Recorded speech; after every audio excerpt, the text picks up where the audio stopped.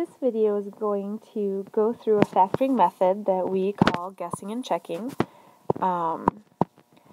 When you guess and check, you guess what the factors will be, but then you also want to make sure that you do check to make sure that you guessed correctly. So first step of factoring, always remember if there's something that you can take out of each term to factor that out. So if I look at this 10x squared plus 32x plus 6, those are all even numbers. I know I can take out a 2, and it leaves you with a 5x squared plus 16x plus 3. Alright, so what the guessing and checking method will do, now we're going to look at what's left inside here, and we're going to try to factor this. When you have a number in front of your x squared, that a value, if it's something other than 1, then guessing and checking is a method you can use to factor. So we're going to go right to our two sets of parentheses. And what we want to remember is that this first term and this first term will multiply to give us a 5x squared. So when I try to guess what that could possibly be, I would say, well, a 5x times an x will multiply to give us that 5x squared.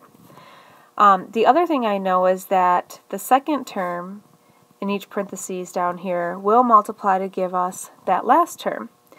So what multiplies to a 3? Well, we could do, well, really it's just 3 times 1. So I'm going to guess where the 3 and the 1 go. Sometimes we get better at this, or sometimes we just totally guess and check, and if it's wrong, we try again. So I'm going to guess the 3 and the 1 go there. Because everything's plus up there, I know that this will be plus. And so I've guessed.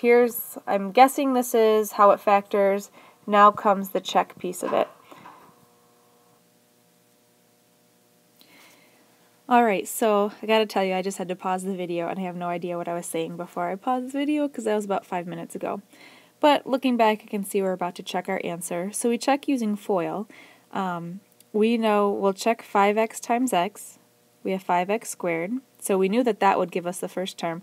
And here's the part that we want to see if it works out. 5x times 1 is a 5x. And then 3 times x is a 3x, and we know that the 3 times 1 will give us that last term of 3. So the question is, do these middle terms add up to the 16x up there?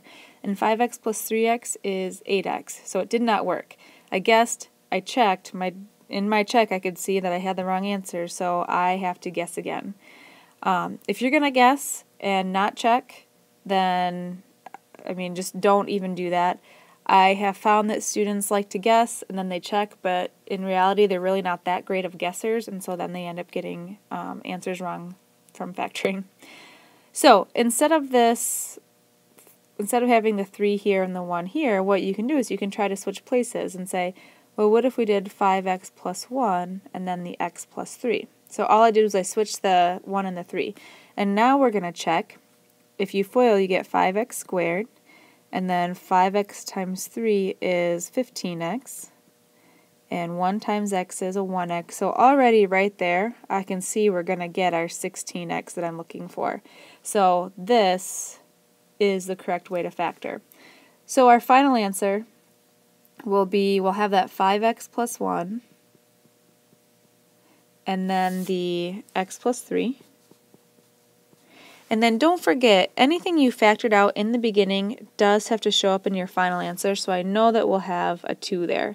So this is final answer. Guessing and checking. We guessed once it didn't work, we guessed again, found the one that works, and now we're done. And we know that that is the correct way to factor because we did check the answer by multiplying back out.